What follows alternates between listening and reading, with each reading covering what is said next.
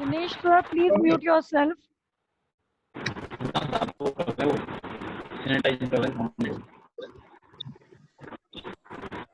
मैं आपसे शेयर कर रहा था कि अगर हमें कुछ फाइल ट्रांसफर करना है तो सिचुएशन में हम कुछ स्पेसिफिक फाइल्स को ट्रांसफर कर पाए, ये ऑप्शन आपको अवेलेबल है। तो आप रिस्ट्रिक्ट कर सकते हैं कि कौन वर्ड की फाइल मंगानी है, एक्सेल की फाइल मंगानी है, वो आप यहाँ पर पहले से ही एक्टिवेट कर सकते हैं। राइट, यहाँ से। ओके, अब हम अगर हम टेक्स्ट की बात करते हैं, जिसमें जो एक्चुअली में आपका सवाल था, जो अभी मुझे भी यहाँ पर ऑप्शन मिला, तो उसके पास ये ऑप्शन होता है कि जब वो मीटिंग को चला रहे हैं, who can share post only all participants। जैसा आपने अभी सवाल पूछा था कि क्या ये सेफ है, अगर आप सेफ्टी चाहते हैं यहाँ से इस ऑप्शन को होस्ट ओनली कर लीजिए। ऑल पार्टिसिपेंट्स करेंगे तो कोई भी इसे शेयर कर सकता है आपके डिवाइस पर, आपकी उस मीटिंग के बीच। Who can start sharing when someone else is sharing?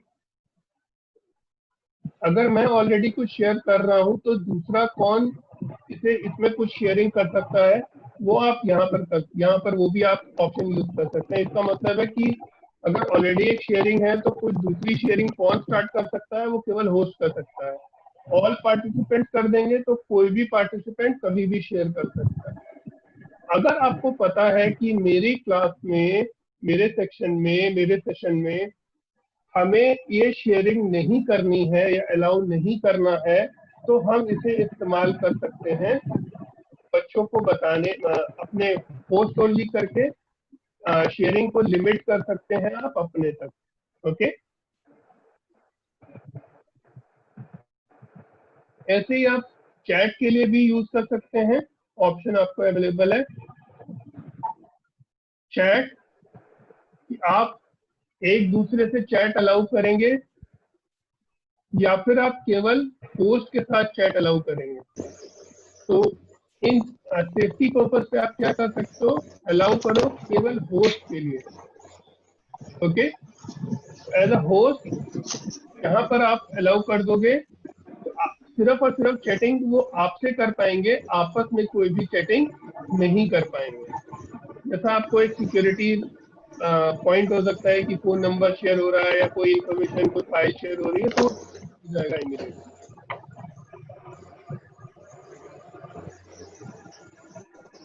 Same है, व्हाइट बोर्ड फीचर होता है, तो व्हाइट बोर्ड फीचर अलाउ करना है नहीं करना है वो आप यहाँ से कर पाते हैं।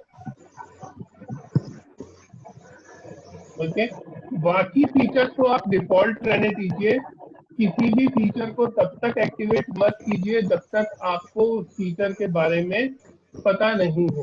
ओके, और लास्ट में आके यहाँ पर एक फीचर और आपके लिए बता देता हूँ, बहुत इंटरेस्टिंग फीचर है जो आप शायद मेरे स्क्रीन में भी देख पा रहे होंगे कि मैं बैकग्राउंड यूज कर रहा हूँ। बहुत बार आप जहाँ बैठे हैं आप नहीं चाहते कि आपके बैकग्राउंड के जो इंफॉर्मेशन, जो कुछ भी है वो स्टूडेंट तक नहीं जाना चाहिए। तो सिचुएशन में आप वर्चुअल बैकग्राउंड यूज कर सकते हो, बशर्ते आपको ये इंश्योर करना पड़ेगा कि बैकग्राउंड में एक प्लेन वॉल हो, ग्रीन कलर की हो सबसे अच्छा है, नहीं तो लाइट कलर की कोई वॉल हो। लेकिन आपके जो कपड़े हैं, आपकी जो ड्रेस है, वो भी लाइट कलर की नहीं होनी चाहिए। जिस कलर का बैकग्राउंड है उस कलर की ड्रेस आपकी नहीं होनी चाहिए, अदरवाइज आपकी जो फोटोग्राफ है, जो वीडियो है, वो अच्छे से नहीं आएगी। यहाँ पर मैं आईटी टीम को भी सजेस्ट करना चाहूंगा, प्रिंसिपल सर को भी सजेस्ट करना चाहूंगा कि स्कूल के लोगो लगे हुए बैकग्राउंड अगर कॉमन बैकग्राउंड सबके लिए अवेलेबल हो जाए तो वहां पर आपको एक एक सिमिलैरिटी मिलती है सारे स्टूडेंट्स को कि वो ये बैकग्राउंड को देख के पेरेंट्स को भी कि हाँ हम स्कूल की क्लासेस में ही काम कर रहे हैं। ओके, तो ये वर्चुअल बैकग्राउंड भी आपको अवेलेबल है जो आप इनेबल कर सकते हैं, लेकिन ये फीचर आपको केवल और केवल लैपटॉप में मिलेगा। ये फीचर आपको आपके नॉर्मल मोबाइल फोन में अवेलेबल नहीं होता। ओके, तो अभी वापस आते हैं। Next question please.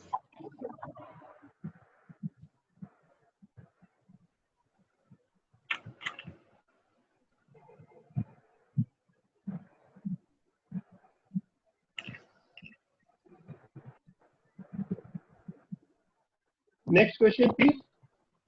Yes, teachers, you can ask any question that is popping up in your mind. Any query? Excuse me. Sir, I have a question. Those who are sir- unmuted, please raise your hand so that you will be unmuted. Yes, ma'am, please. Sir, if I'm using it in the mobile, as soon as I start sharing the screen, my video automatically gets off. Okay. So, sir, what is the solution for this problem, sir? सबसे पहले तो मैं आपको बताना चाहूंगा कि जब आप मोबाइल से इस्तेमाल करते हैं, ओके, तो वहां पर आपको 4 स्क्रीन मिलते हैं नीचे। जो फर्स्ट 4 है वो लिमिटेड है। सबसे पहला ऑप्शन होता है स्पीक नाउ। आप अपने लेफ्ट से राइट की तरफ स्वाइप कीजिए, सबसे पहले स्क्रीन पे आ जाइए। सभी लोग जो लोग मोबाइल यूज कर रहे हैं, स्वाइप करते करते राइट साइड पे आ जाइए। तो सबसे पहला ऑप्शन जो आपको मिल रहा है वो आपको मिल रहा है स्पीक नाउ। एम आई right?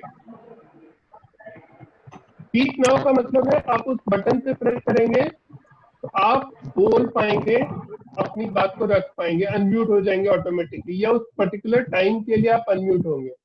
Okay, single right swap कीजिए, राइट टू लेफ्ट। आपको एक स्क्रीन दिखाई देगा, आपको एक स्क्रीन दिखाई देगा जो कि शायद इस समय आपको मेरा स्क्रीन दिखाई दे रहा होगा। और इन जनरल ये वो स्क्रीन होता है जो बोल रहा है। ओके, अभी हम इस समय स्पीकर व्यू में हैं, तो स्पीकर व्यू में जो बोल रहा है उसी का स्क्रीन। और स्पीकर व्यू में भी मैंने एक फीचर एक्टिवेट किया हुआ है, स्पॉटलाइट वीडियो। स्पॉटलाइट वीडियो से क्या हुआ है कि मैं सिर्फ पर्टिकुलरली स्क्रीन के ऊपर आ रहा हूं, अभी और कोई भी बोलेगा तो वो स्क्रीन के ऊपर नहीं आएगा। अगर मैं स्पॉटलाइट को कैंसिल कर दूंगा तो जो भी बोल रहा है वो स्क्रीन पर आता रहेगा। ओके, थर्ड, एक और राइट स्वैप कीजिएगा, राइट टू लेफ्ट। अब आपको स्क्रीन पे 4 स्क्रीन दिखाई दे रहे हैं।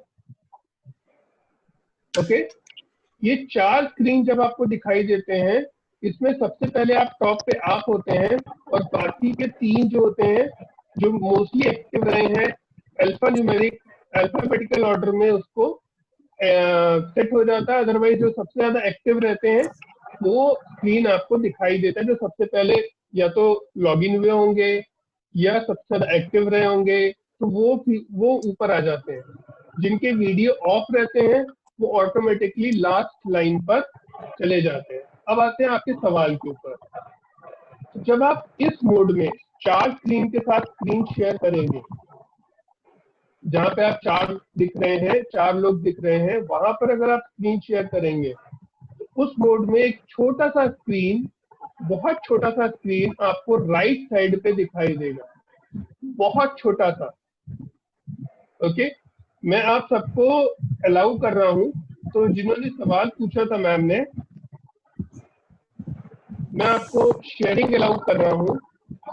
अब आप शेयर स्क्रीन कीजिएगा। ओके, अभी करिए। सबको करना है? नहीं, जिन्होंने सवाल पूछा था पहले वो। Okay sir, okay sir.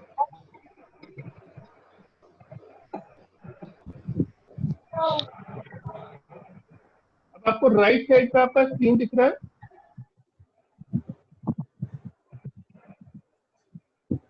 Yes sir, नीचे आप दिख रहे हैं? Yes yes sir. ठीक है, तो ऐसा नहीं है कि आप दिखेंगे नहीं, आप दिखेंगे। आप स्टॉप शेयर कर दीजिए, वापस आ जाइए।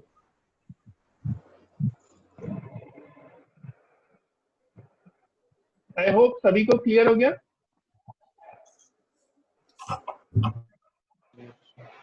Yes, please unmute Gauri ma'am. She has a query.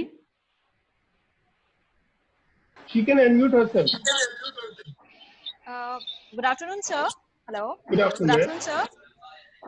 Sir, I wanted to just ask कि Zoom's encryption has been like raised.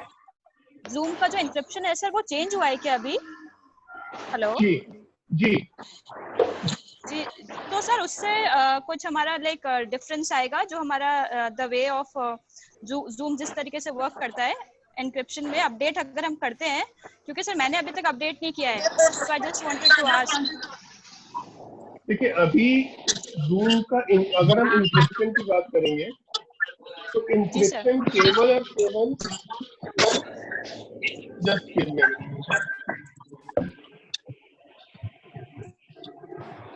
Zoom का जो इंक्रिप्शन है वो केवल और केवल पेड वर्जन के लिए अवेलेबल है when it comes to encryption.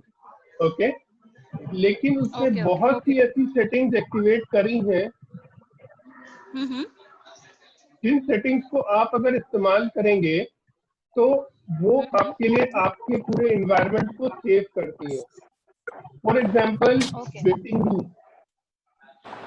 आज से पहले आप लोगों को नहीं पता था, लेकिन वेटिंग रूम जो है वो उसका एक डिफॉल्ट फीचर बन चुका है।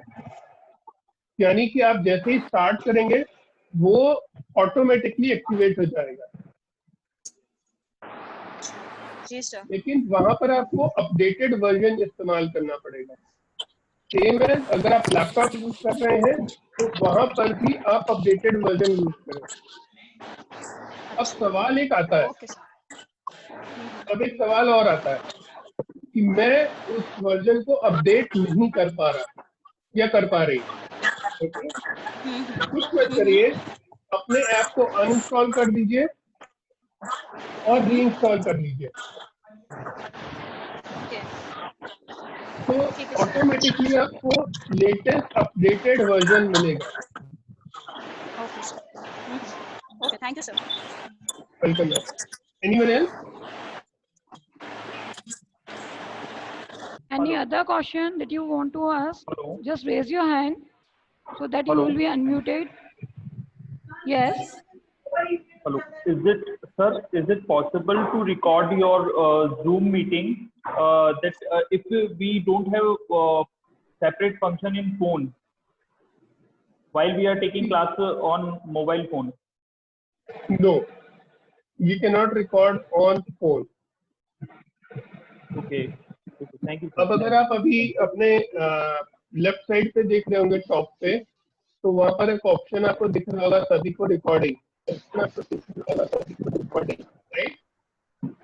तो ऑटो ये जो आपका सेशन है, जो हमारा सेशन चल रहा है, ये सेशन ऑटोमेटिकली अब रिकॉर्ड हो रहा है एडमिन के थ्रू। ओके, लेकिन मोबाइल फोन पर फिलहाल ये फीचर अवेलेबल है। हाँ, अगर आपके पास एप्पल फोन है, हालांकि मैंने अभी तक यूज नहीं किया है, सिर्फ डॉक्यूमेंट में पढ़ा है, अगर आपके पास एप्पल फोन है, एप्पल आईफोन है, तब आप उसे जरूर रिकॉर्ड कर पाते हैं अपने फोन के ऊपर। और एप्पल आईफोन के ऊपर ही जो लेटेस्ट वर्जन, जो भी रिसेंट वाले एप्पल हैं, उसमें आप अपना बैकग्राउंड भी मोबाइल के ऊपर सेट कर सकते हैं, but not in Android.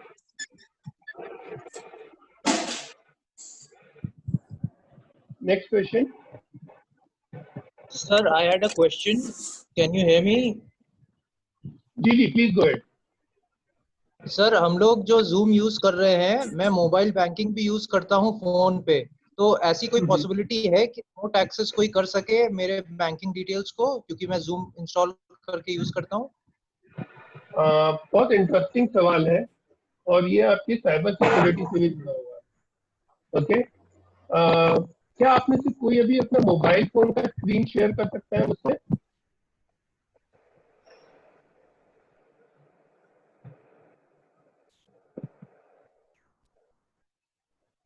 Okay, किसी भी एक ऐप के ऊपर, ओह आप अभी भी कैम स्कैनर यूज कर रहे हैं?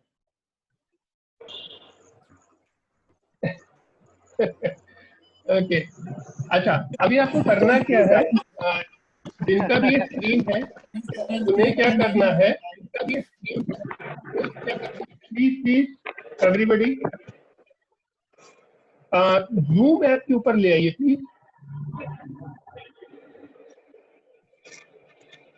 जूम का आइकन, यस, इस पे होल्ड कीजिएगा, अपने फिंगर को टैप कीजिएगा, होल्ड कीजिएगा, टैप मत कीजिएगा, होल्ड कीजिएगा। ओके, इसके ऑप्शन सेटिंग्स हैं? नहीं है। ओके, पुराना वर्जन है आपका, मुझे इसकी सेटिंग्स देखनी है।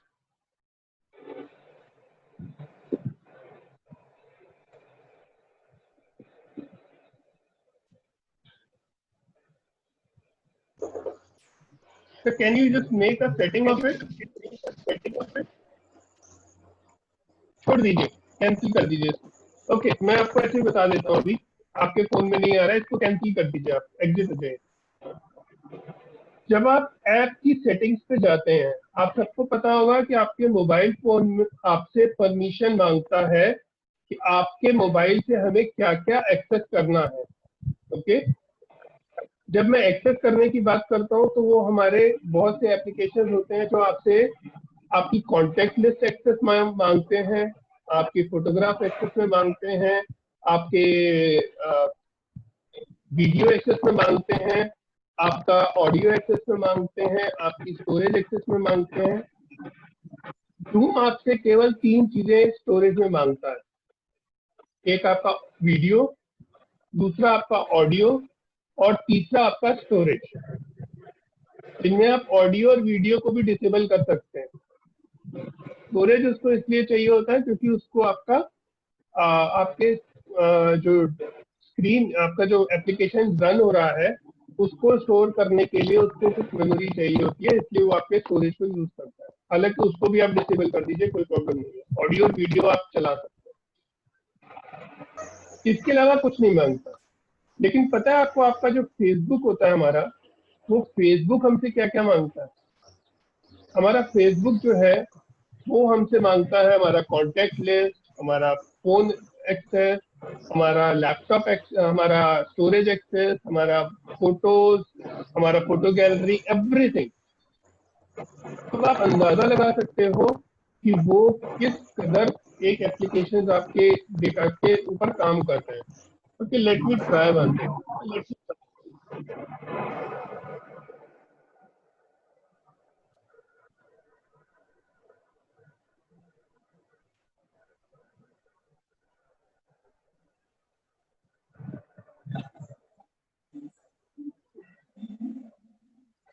व्हाइट स्क्रीन पे आपको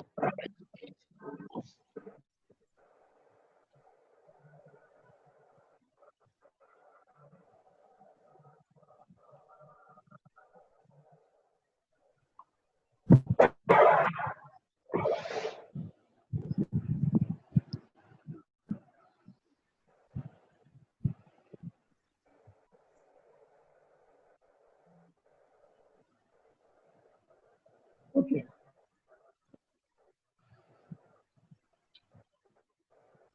अभी आपको मेरे फोन की का स्क्रीन दिखाई दे रहा है?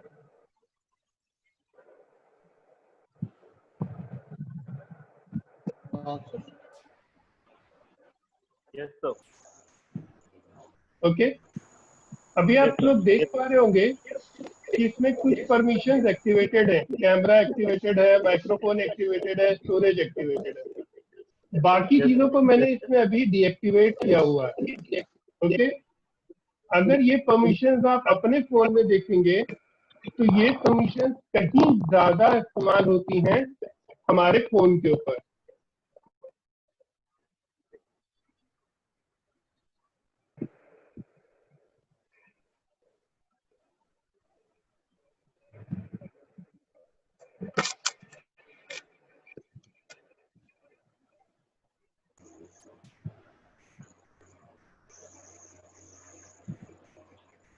और यही अगर आप जूम की देखेंगे तो केवल दो चीजों पे काम चल रहा है, माइक्रोफोन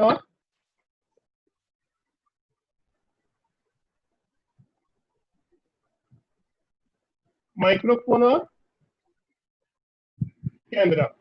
ओके कैमरा, राइट।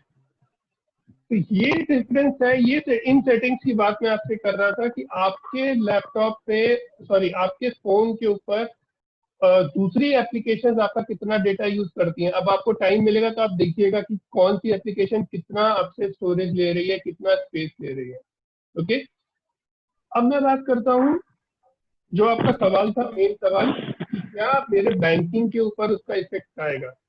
तो आई होप आपको आपका आंसर मिल गया होगा कि there is no effect on your banking system अगर आप इसमें आप इस ऐप को इस्तेमाल करेंगे, राइट।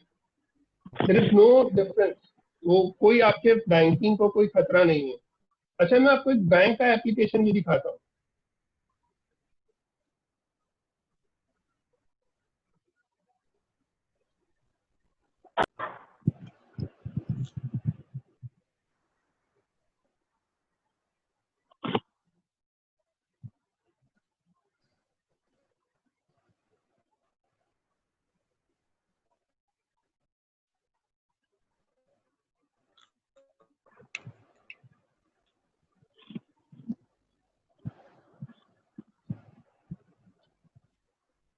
ये देखिए,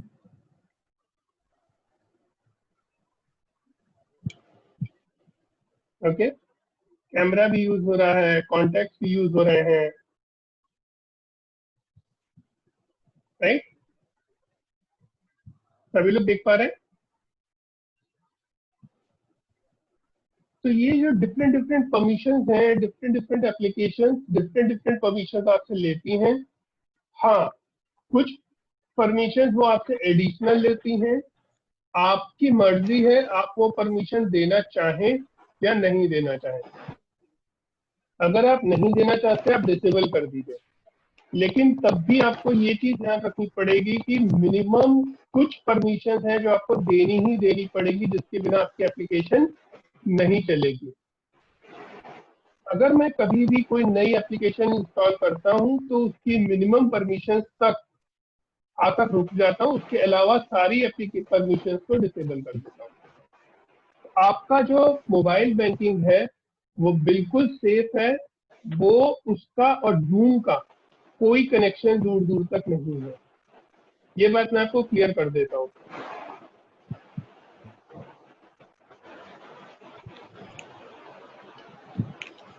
जी, नेक्स्ट क्वेश्चन सर, आपको क्लियर हो गया? सर सर एक क्वेश्चन है। प्लीज बोलिए। हेलो जी जी बोलिए। सर, हम डिफरेंट एप्स वगैरह और डिफरेंट अकाउंट्स वगैरह यूज करते हैं, चाहे फेसबुक है, चाहे गूगल है, चाहे कोई और दूसरे हैं, चाहे ये वाला ऐप है, चाहे बैंकिंग ऐप है, कुछ भी। अगर कैसे चलता है, हैकिंग के बारे में हमें क्या करना है? सर आपकी आवाज बहुत कट गई है, तो अगर आप प्लीज सवाल को दोहरा पाए।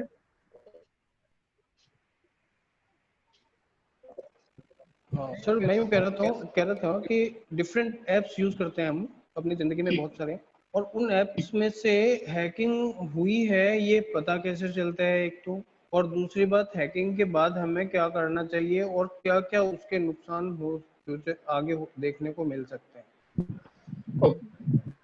सबसे पहले तो मैं आप लोगों को एक बात कहना चाहूंगा, जब भी आपके फेसबुक अकाउंट पर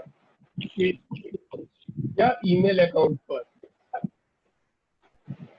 या आपके एसएमएस में या आपके व्हाट्सएप पर किसी भी अननोन सोर्स से एक ऐसी इंफॉर्मेशन आए जो आपको बहुत ज्यादा अट्रैक्ट कर रही हो, फॉर एग्जांपल आपकी लॉटरी लगी लाखों रुपए की, इस लिंक पे क्लिक कीजिए, आपको लॉटरी आपका पैसा आपको मिल जाएगा। कृपया करके ऐसी चीजों से दूर रहें। जब हमारे पास अगर ऐसा कुछ होता है हमारे सामने जहाँ पे हमारे लैपटॉप को या हमारे मोबाइल को हैक किया गया है, तो सबसे पहले तो वो आपके कंट्रोल में नहीं जाएगा। कंट्रोल इन सेंस जो भी आप कर रहे होंगे आप उसको इफेक्टिवली नहीं कर पाएंगे। This is one. सेकेंड चीज आती है कि जब आप इसको इस्तेमाल करेंगे, कोई एप्लीकेशन को, फेसबुक को आप लॉग इन करने की कोशिश करेंगे, वो फेसबुक लॉग इन नहीं होगा। सेकेंड तीसरी चीज आती है कि वहां पर हो सकता है उसने आपका पासवर्ड चेंज कर दिया, किसी ने आपका पासवर्ड चेंज कर दिया, तो आप लॉग इन नहीं कर पाएंगे। अब हमें उस सिचुएशन में करना क्या चाहिए? सबसे पहला एक्ट आपको ये करना चाहिए कि किसी भी सिक्योर्ड तरीके से अपने जितने भी फाइनेंशियल ट्रांजैक्शंस के लिए जो भी आपके पासवर्ड हैं वो चेंज कर दीजिए। आपका बैंकिंग पासवर्ड है, आपके ईमेल आईडी के पासवर्ड है, दूसरे जिसमें हुआ उसमें तो हुआ, जिसमें नहीं हुआ उन सबके पासवर्ड को चेंज कर दीजिए। ये तो है पोस्ट, आपके साथ में कुछ प्रॉब्लम हो गई तो उसके बाद आप कर रहे हैं। पहले क्या कर सकते हैं? Precautions, right, care. अपना एक शेड्यूल बना लीजिए, 5 दिन, 10 दिन, 15 दिन, महीना भर, मैक्सिमम 45 दिन के अंदर अंदर आप अपने पुराने पासवर्ड को चेंज कर दीजिए, राइट। क्योंकि ऐसा क्यों? क्योंकि अब जो हमारा इंडिया का साइबर लॉ इस समय चल रहा है, या हमारा एक साइबर लॉ इंट्रोड्यूस हुआ था 2000 में और 2005 में अमेंडमेंट आए हैं, वो ये कहता है कि अगर आपके अकाउंट से कोई भी ऐसी एक्टिविटी हुई जो एक्टिविटी अनलॉफुल है, तो उसके लिए आप रिस्पॉन्सिबल होंगे। जिसने की वो तो बाद में पकड़ा जाएगा, फर्स्ट आप रिस्पॉन्सिबल होंगे क्योंकि आपके आईडी से वो हुआ, राइट। बहुत कुछ टाइम पहले अगर आपने जब दिल्ली के अंदर या पूरे इंडिया में, पैन इंडिया, एक सीरीज ऑफ बॉम्ब ब्लास्ट हुए थे जिसमें एक टेररिस्ट ऑर्गेनाइजेशन का नाम आया था, तो वहां पर क्या हुआ था? वहां पर उन्होंने क्या किया था, हमारा जो वाईफाई होता है, राइट, वाईफाई का एक एरिया होता है जो जिस एरिया में आप जाकर बाहर से उस वाईफाई को कनेक्ट कर पाते हो, 5 मीटर 10 मीटर, वो डिपेंड करता है आपने कैसा डिवाइस लगाया। तो उन्होंने क्या किया था कि जिन लोगों के फ्री वाईफाई थे, जिन्होंने अपने पासवर्ड सेट नहीं किए थे वाईफाई में, उन्होंने उसमें वो पासवर्ड, वो वाईफाई यूज करते हुए अपने सारी उस पासवर्ड एक्सेस किया और वहां से ईमेल भेजा। तो सबसे पहले जब पुलिस ने उनको ट्रेस करना शुरू किया, लोगों को जो थ्रेट्स भेज रहे थे गवर्नमेंट को, तो उन्होंने सबसे पहले तो वाईफाई वालों को पकड़ा। फिर वहां पर पता चला कि नहीं, ये वाईफाई से तो सिर्फ भेजा गया है, इन्होंने तो कभी यूज ही नहीं किया है, उस दिन उन्होंने वाईफाई ही यूज नहीं किया था, या इनका तो ऑफिस ही 2 रात में बंद हो जाता है। तो वाईफाई का पासवर्ड भी जो आप सेट करें आपके, या हॉटस्पॉट बनाते हैं उस समय भी प्लीज इंश्योर करें कि उसका पासवर्ड भी आपका बहुत स्ट्रॉन्ग पासवर्ड हो। पासवर्ड सेट करने के बेसिक चीजें क्या है? अल्फान्यूमेरिक, पहला एक कैपिटल लेटर, एक और स्पेशल कैरेक्टर, ये 3 चीजों के कॉम्बिनेशन आपके पास होने ही चाहिए। ओके, तो इसलिए सबसे पहले आपको क्या करना है? बैंकिंग, फाइनेंशियल, सेंसिटिव चीजों के पासवर्ड चेंज कर दीजिए। Next question. सर, हैकिंग के बाद में साइबर एक्सपर्ट्स कितना हेल्प कर पाते हैं? That depends. अगर आप लीगल सॉफ्टवेयर यूज कर रहे हैं तो आपको हेल्प मिल पाएगी। अगर आप पायरेटेड सॉफ्टवेयर यूज कर रहे हैं तो हेल्प नहीं मिल पाएगी। फाइनेंशियल ट्रांजेक्शन के केस में मान लीजिए आपके अकाउंट से किसी ने हैक करके आपके अकाउंट से कुछ पैसा ट्रांसफर कर दिया, तो आरबीआई कहता है कि 3 दिन के अंदर अगर आपने रिपोर्ट कर दिया तो आपको आपका गया हुआ पैसा वापस मिल सकता है, अदरवाइज मिलेगा टाइम लगेगा। और उसका अपना एक कहाँ प्रोसेस है। रिपोर्ट करना है? एफआईआर? नहीं नहीं नहीं, जो रिपोर्ट करना है वो आपको बैंक को रिपोर्ट करना है, अपने बैंक को। मान लीजिए मेरा खाता आईसीआईसीआई बैंक में है, तो मुझे तुरंत अपने बैंक को कॉल करना होगा कस्टमर केयर पे कि मेरा ये ट्रांजैक्शन आईडी में फ्रॉड हो गया है और ये पैसा मैंने ट्रांसफर नहीं किया था, जो इलीगली ट्रांसफर हुआ है, प्लीज होल्ड इट। अब सर इसमें एक प्रॉब्लम और है, अपन जितने भी कस्टमर केयर के कॉल कभी भी लगाते हैं तो वो तो सीधी उससे कस्टमर केयर एग्जीक्यूटिव से बात ही नहीं होती। एसबीआई में आप लगा के देखो तो वो तो फोन ही नहीं लगता, बात होने की तो बात ही दूर की। सर तो ईमेल आईडी होता है, ईमेल आईडी होता है, मेल आईडी मेल कर सकते हैं। हाँ जी, मेल कर दीजिए। देखिए ऑब्जेक्टिव क्या है, ऑब्जेक्टिव है कि आपकी कंप्लेंट रिकॉर्ड होनी चाहिए। अगर आपने कर दिया, मान लीजिए आपने मेल कर दिया एसबीआई को, राइट, एसबीआई ने उस पर रिस्पॉन्ड नहीं किया, 3 दिन निकल गए, उसने रिकवरी भी नहीं करी, 30 दिन निकल गए, उसने रिकवरी नहीं करी, आपने केस को एस्केलेट किया, केस को आपने एस्केलेट किया, वो पहुंच गया कोर्ट में, कोर्ट ने आरबीआई से बोला, वहां पर बैंक को वो पैसा वापस करना पड़ेगा अगर वो उस पैसे को रिकवर नहीं कर पाए तो। अगर आपने 3 दिन के अंदर उसको रिपोर्ट कर दिया है तो, 3 दिन से ज्यादा होगा तो फिर वो लीगल प्रोसेस पे जाएगा और फिर वो टाइम के अकॉर्डिंग चलेगा कि हाँ वो पैसा वापस हो पाएगा नहीं हो पाएगा, या कितने दिन में होगा, या आपका इंश्योरेंस जो होता है। आप लोगों को एक बात पता होनी चाहिए कि आपके सारे एक्टिव बैंक अकाउंट का इंश्योरेंस होता है। अगर आप अपना क्रेडिट कार्ड 45 दिन के अंदर अंदर इस्तेमाल करते हैं, ट्रांजैक्शन करते हैं, तो उसके ऊपर भी इंश्योरेंस होता है, डेबिट कार्ड के ऊपर भी इंश्योरेंस होता है। इसलिए आपके सारे ट्रांजैक्शन इंश्योर्ड होते हैं, बशर्ते आप उनको रेगुलरली इस्तेमाल करते रहे। तो सेम एज अगर आपने ट्रांजैक्शन के विद इन टाइम रिपोर्ट कर दिया, सपोर्ट मिलेगा। अगर विद इन टाइम रिपोर्ट नहीं किया तो सपोर्ट थोड़ा सा मुश्किल होगा, मिलेगा जरूर। अब रिपोर्ट कहाँ करना होता है? साइबर केसेस में हम सबसे पहले पहुंच जाते हैं अपने लोकल पुलिस स्टेशन के पास, कुछ नहीं मिलेगा आपको, आपको जाना पड़ेगा आपके साइबर पुलिस स्टेशन में। तो आप निकलने से पहले आपको क्या करना पड़ेगा, ढूंढ लीजिए कि आपके शहर में अभी फिलहाल, क्योंकि साइबर थ्रेट को अभी उतना सीरियसली नहीं लिया जाता, तो बहुत सारे पुलिस स्टेशन, बहुत कम ही police station, limited police station होते हैं हर सिटी के अंदर, 2-3 हो सकते हैं, ज्यादा बड़ा सिटी होगा तो 5-6 होंगे या 10 होंगे, राइट। तो आपको देखना पड़ेगा कि कौन सा पुलिस स्टेशन आपका साइबर पुलिस स्टेशन है। उसमें भी कुछ लिमिट्स है, 1 लाख रुपए तक एक पुलिस स्टेशन होगा और 1 लाख से ऊपर के फ्रॉड के ऊपर दूसरा पुलिस स्टेशन है। तीसरा, अगर आपने पुलिस स्टेशन में रिकॉर्ड कर दिया, अगर आपको केस फाइल करना है तो आपके स्टेट का जो हाईकोर्ट होगा वहां पर एक बेंच होती है जहां पर आप साइबर फ्रॉड को रिपोर्ट कर सकते हैं।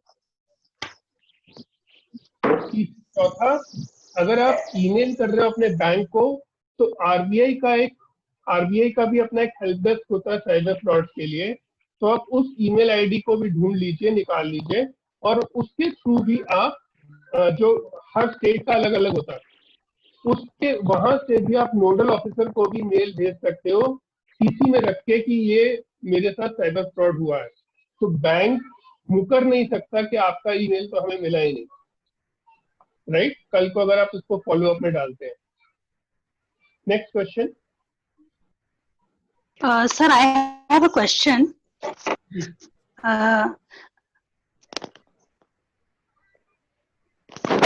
So as we have to, during the meeting, we have to take the attendance manually, like for the students. When we take the attendance, we have to take the attendance manually. So is there any option like attendance is internally stored somewhere in Zoom?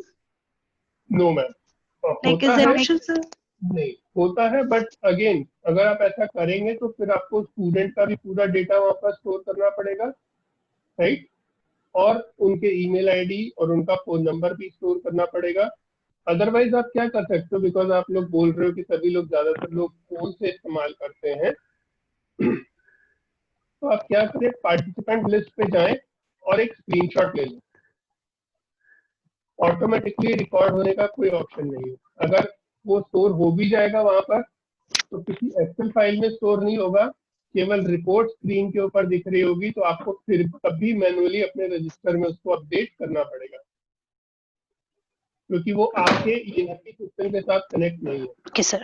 Thank you so much. Okay, sir, we are running out of time. So as all good things come to an end in life, so is the webinar. On behalf of Gyan Vihar Co-Educational School, I take this Just wait. opportunity. Mahima, just wait. Yes, yes. I hope you have not given the option. Anybody else? The last question. Anybody wants to ask anyone last question? Anyone there wants to ask the last question? Please do ask. Is there anyone?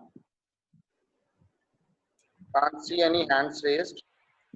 So, okay, fine then. Let me share it with you all that Mr. Mahe is a cyber security expert.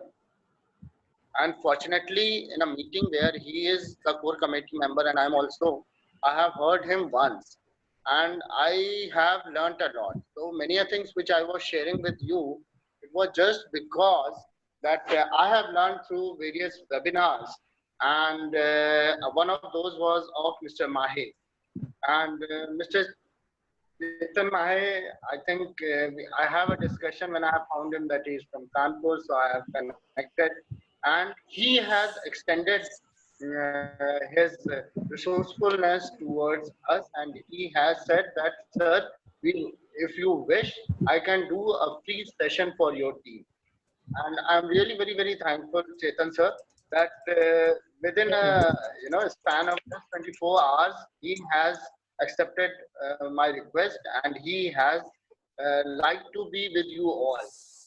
I think you all have been benefited enormously today, because every point, whichever you have asked, as a teacher everywhere, everybody is talking about experiential learning, while Mr. Mahe has actually shown all of us that what is experiential learning. The moment you have posed a question, he quickly opened the whole site and shown it to you. This is what learning by you see, I think there's a lot of learning to be taken from Mr. Chetan, and these were the few small little things where he has talked in a very detailed manner. Sir, I joined, so I would like to extend my heartfelt thanks, and to all the teachers. I hope there was a great learning, and I do understand that whenever and whichever way we do these webinars, we learn a lot, and I have that some of the teachers for taking. Teachers, can you please mute yourself? I have seen that some of the teachers have even a note. That's definitely, and as we always keep on saying that, as a learner, we have to be ready. What we expect from a student, we all must do the same. And I think this is the way we learn. And many, I hope, and I understand, and I have observed all your points has been very nicely been explained, so that you have got to know that whether it is a banking thing, whether you say that in the class, how can we deal with this, that everything is being given. But only thing that sometimes we shirk to do it, and it does not take any effort. Sir has very clearly said that it does not require any effort. Once you have to do it, it is once for all. I hope you take the measures, and thank you so very much, sir, from core of my for your spending the precious time with us. Mahima, you may carry on. Yes.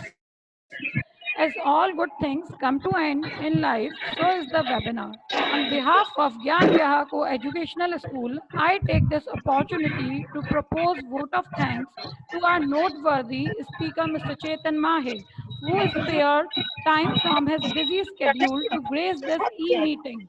We are really enlightened with your knowledge and presence.